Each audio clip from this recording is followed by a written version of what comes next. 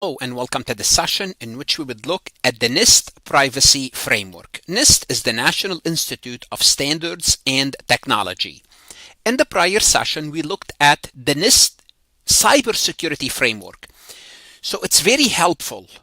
It will be much easier if you are already familiar with the NIST Cybersecurity Framework for two reasons. One, it deals with a framework. Two, it's also a NIST framework.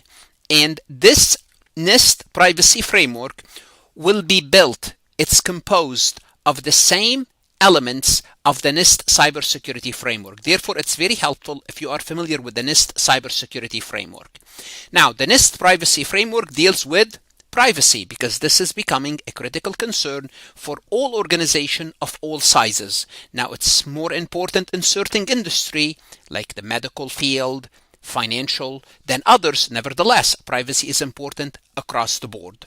So the NIST privacy work provides a comprehensive approach to managing privacy risk. Specifically, when we think of NIST, think of data, customer data, how to manage customer data in particular. Bear in mind, a framework is not a prescriptive tool. It doesn't tell you exactly what to do. Any industry can use this framework. It's a general guidelines, so keep that in mind. Now, as I mentioned earlier, it's a structures parallel that of its cousin. Its cousin is the NIST Cybersecurity Framework, and that should not be surprising because both frameworks are established by the National Institute of Standards and Technology, NIST. So we're offering a similar way to address privacy challenges along cybersecurity needs. And guess what? It's composed of the core, profiles, and tiers. And what we will discuss in this session is those three, but when it comes to the privacy framework, NIST Privacy Framework, rather than the cybersecurity, because we did discuss those in depth in the cybersecurity lectures. Let's go ahead and get started. Before we proceed any further, I have a public announcement about my company, FarhatLectures.com. Hello everyone, my name is Farhat. If you are watching this, you are probably studying for the Information Systems and Controls CPA Exam disciplines. That means you are already serious about your future. And I want to help you go even further.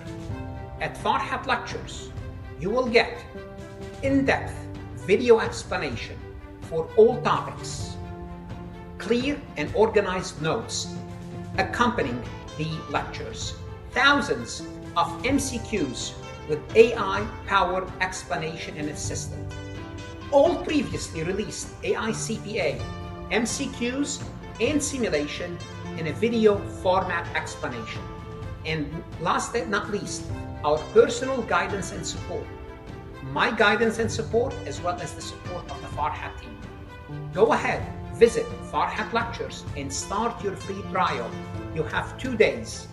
Take your preparation to the next level so you are not just studying alone. We are here to assist you. If you are ready to pass, visit the website, and I hope to see you on the website. Starting with the core. The core of the privacy framework defines high-level privacy outcome, high-level general guidelines, offering a structured way to determine what privacy means for your organization, but at a high level. So these outcomes, these high-level privacy outcomes are broken into 5 functions, very similar to what we talked about in cybersecurity. 1 is identify, which we had also in cybersecurity. 2 is govern, which is we did not have. 3 is control. 4 is communicate. 5, protect. Now, these functions are also broken down into categories and subcategories. And if you know anything about Farhat, once I have a list of things, guess what? I go over each aspect separately, explaining it. But I'm going to first show you the big picture. This is what the big picture looks like. Here are the 5 functions: identify, govern, control, communicate, and protect. Then we're going to have categories for these functions, and we're going to have subcategories. So functions represent high-level privacy activities such as managing data processing, making risk decision, engaging with individual, and fostering continuous improvement. That's function. That's the function. It's at a high level. Then if you want a specific example, the example might use the identity function to map out personal data it collects and process. This is the function for identify. Now, functions are also performed concurrently to adapt to evolving privacy risks. So they don't wait one wait for the other, they all function at the same time. Now we're going to take this function identify and figure out its categories. Subdivide function into related privacy outcome based on programmatic needs. So for instance, if we look at the identify, a category might focus on understanding the organization data processing ecosystem. So from identify, we're going to have a category. Now we're going to break this category into actionable action and subcategories. We're going to further break it into specific technical or management outcome or actionable item. For example, a subcategory under data mapping might involve documenting data flows between systems to identify potential privacy risk. Here, it's an action. We are taking an action. It's the lowest level. It's what we do on a day-to-day. So first, I wanted to show you the function has categories and subcategories, and we're talking about hundreds of them. Do you have to worry about this? No. What you want to know for the CPA exam is be familiar with the functions. What are the functions for? Just make sure you understand if you are given a multiple choice, whether this is a function, governed, controlled, this is what you need to be familiar with. Therefore, I will go over each function separately, starting with the identify function. Identify function is recognize privacy risks and the data elements requiring protection. Just like in the cybersecurity, first we have to identify our assets. What are we protecting? Same aspect here. Data element requiring protection. For example, a retail company maps its customer data. Remember, when it comes to NIST privacy, we're dealing with data.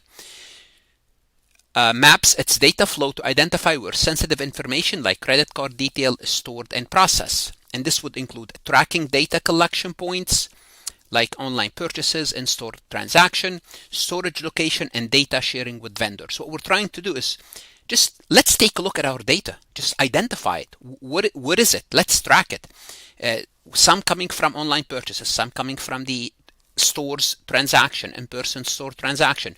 Let's map all of this. Let's visualize it. Let's take a look at it. To identify vulnerabilities such as unencrypted storage. Maybe we can find an area where the data at rest is unencrypted. And lack of vendor agreement. We might have that. Addressing these by encrypting data and formalizing vendor contracts. So once we know what we are looking at, first, what are we protecting the data? How do you do it? Map out the data. Show me where it's coming from so I can see any vulnerabilities. The govern function focuses on defining, implementing, and maintaining organizational structure, roles, and processes to ensure effective privacy management. You have to have some sort of a governed structure.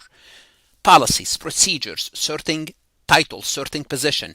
This involves creating clear policies and assigning accountability. Here's by assigning accountability to people to ensure compliance with privacy regulation and internal standard. What will be a good example of this?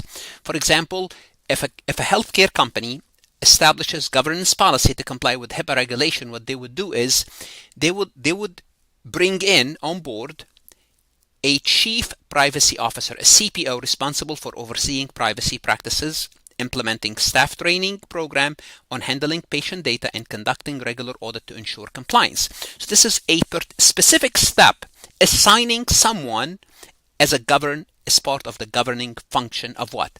Of data privacy at your organization. The control function, what does that mean? It means implement measures to manage, share, use, and deletion of data. How do you control your data? How do you manage it? How do you share it? How do you get rid of it? So it focuses on establishing guidelines, safeguards to regulate how data is accessed, shared, modified, and deleted. And don't worry, we're going to talk about data way more down the road. But the control function deals with how do we deal with data? Because these measures make sure that personal information, remember privacy has to do with personal information, is handled securely and in alignment with privacy requirement. For example, a hospital might use encryption to protect the patient data. Why do you want to do that? To make sure that data is protected at rest and in transit, reducing the risk of unauthorized access during transfer or system breaches. So the control function is, how are you handling the data? How are you managing, using, and sharing this data? Safeguards to regulate this data. The communication function, as the word communication suggests it's sharing privacy-related information with stakeholders. Stakeholders could be inside the company, could be outside the company, your vendors, your customers, your suppliers, society at large, government, regulatory agencies, so on and so forth. So it emphasizes the importance of informing all relevant stakeholders, customers, employee, regulators, everyone, about privacy issues, policies, procedures, and any potential risk in an open and understandable manner. Now, I'm pretty sure that some of you, every once in a while, you would receive in the mail, still in the actual mail, like a notice from your bank. You open it and it's just like, it's a lot of information, but basically it's a notice about privacy policies if you have a bank account. So effective communication builds trust and ensure compliance with transparency requirement. Now, most of the time, you may not understand it, but that's what they're doing. They're communicating this information with you as part of the communicate function. Also, if you visit a hospital or a medical facility, they would also create what they would do. Provider create a detailed but user-friendly privacy brochures for patient, telling you how your information is being used. They explain their health data will be how they will be used, stored, and shared, with specific examples of scenarios such as billing, treatment coordination, or research. Also, if you went to a medical facility, visited your doctor or a hospital, you would see those brochures about your privacy.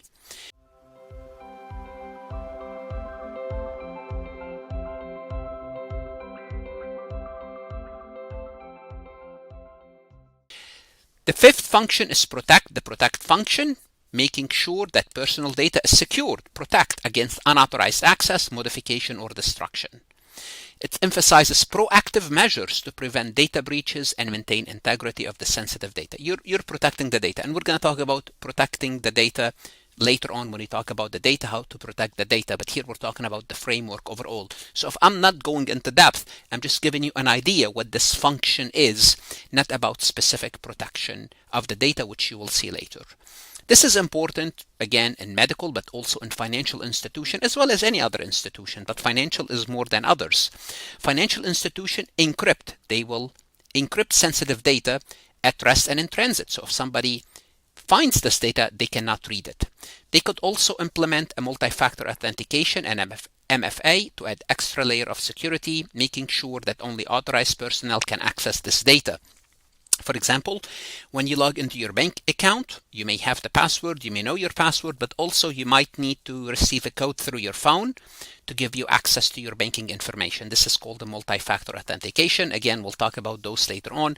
All what we're doing is under this protect function, we are protecting access to the information. So those are the functions. Let's talk about the profile. Just the profile, just like the cybersecurity profile. Same thing. Allows the organization to map their privacy practices to their operational needs and objectives. Just like cybersecurity framework, they have two components. The current profile and the target, or what you like to do. The current profile is a snapshot of the organization existing privacy posture. This is what your privacy looks like now, just like you had a cybersecurity posture.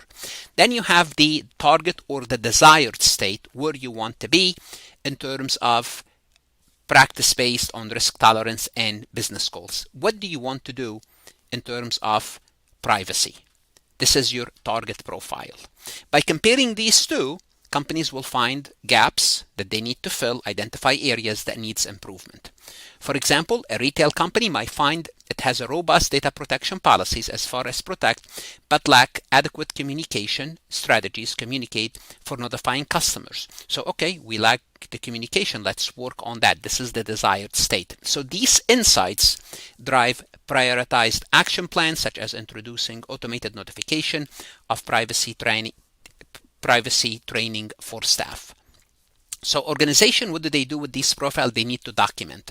And how would you document your profile? You could use many things. You could use spreadsheet, diagram, any other visual software or tools to align privacy practices with legal, regulatory, and business requirements. So you need to know what your profile, what your current profile is, and you need to know where I need to be and close that gap. This is what profile is.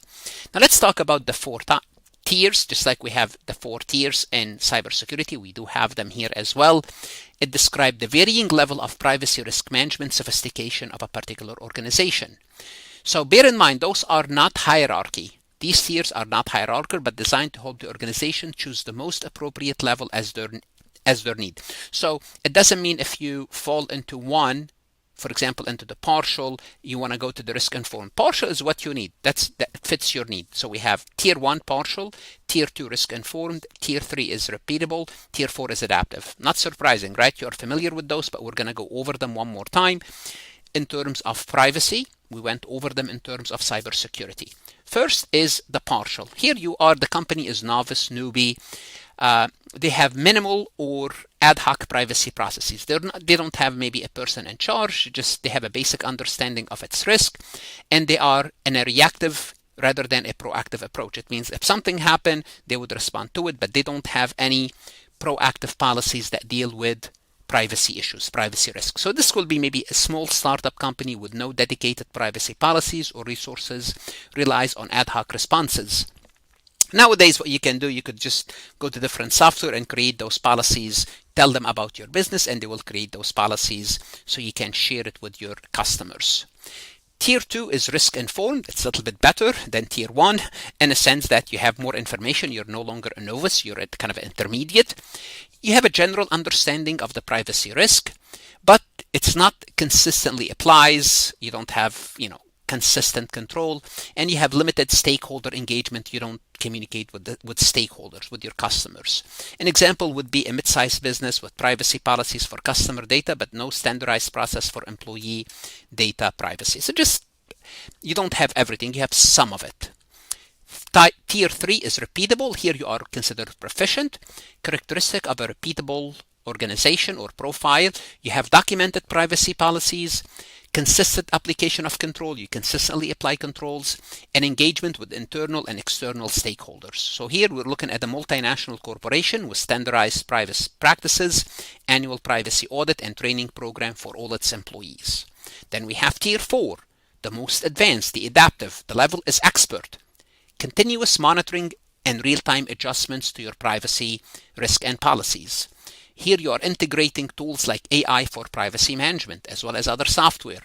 Active collaboration with industry peers. You are one of these companies that lead this effort in privacy. Maybe a tech company leveraging AI-driven tool to ensure compliance with the global privacy regulation and leading industry initiative to set privacy standard. Here you are considered an expert.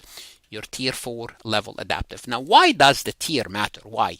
So selecting the appropriate one help organization align their privacy effort with the risk tolerance and operational need. So you need to know where you are so you know how to act, basically. In tier 1, you want to focus on building foundational privacy policies and awareness. In tier 2, you may want to standardize processes across all departments. In tier 3, you want to strengthen the risk management and integrate privacy into the organization workflow overall. And obviously in tier 4, you want to keep that expert level. You want to invest in cutting edge technology, collaborate to keep it up. Now again, this is not a hierarchical model. The goal isn't to reach tier 4, but to choose the tier that best meets your need and your regulatory requirement. So what are the benefits of using Privacy Framework? Many benefits. One is a common language. It facilitates clear communication across all departments. For example, a supply chain manager and IT officer can use standardized terms to address privacy risk collaboratively. So it's like we're all on the same page using the same language when we have the Privacy Framework. 2, compliance alignment. As we said, the Privacy Framework comply with regulatory requirement. A financial firm maps its privacy practices to the GDPR and the CCPA using the core and profile. So it's easy. It aligned with other standard. Risk management. Of course, it's a tool. It's a risk management tool. Identify and mitigate privacy risks effectively. For example, an e-commerce company addresses risk related to data breaches by enhancing encryption protocol. So those are benefits. Also, cost efficiency. You're going to prioritize resources for maximum impact. So what you do is you focus on the weakest area, the most important, the most vulnerable, and you build on that. A nonprofit optimize limited resources by focusing on high priority privacy gaps identified in their profile, and the framework would help them identify those areas. And the most important, it's a continuous improvement. Tracks progress and strengthen privacy program over time, because you have a framework you are working with and you are building your privacy. For example, A government agency uses iterative assessment to enhance citizen data protection over time. For example, Social Security Administration or IRS. As time goes by, as long as they're using some form of a framework, they can keep on doing what? Improving. Let's take a look at this multiple choice question from farhatlectures.com. A healthcare provider wants to establish a formal privacy program. They want to establish a formal privacy program. Which function in the NIST Privacy Framework should it be prioritized first? So if you are establishing a formal privacy program, what do you need to do? Well, is it protect, communicate, identify, or control? Let's start with A, protect. Protect deals with protecting the data, safeguarding the data. Well, can you safeguard the data if you don't even have a formal privacy policy? You don't know what you're protecting. I would say protect is not to establish privacy program. At some point you want to protect, but here you are still at the beginning. Communicate. What are you communicating? You're establishing. So there's nothing to communicate yet. Identify. Would it be identify? Well, what is identify? It's understanding the privacy risk and mapping that data flows. Would this be part of establishing a formal privacy? I would say first you want to identify what you are protecting, map it. That's the first thing. I would say C is better than A and B. Control is D. What is D? D is basically managing the privacy risk. Well, you manage the privacy risk after you identify what you are managing. So this comes after identify. I would say establishing a formal privacy program will falls under identify. What should you do? Now you want to go to Farhat Lectures, look at additional MCQs, resources to help you prepare for your CPA exam or any other professional certification you are studying for. Invest in yourself and good luck.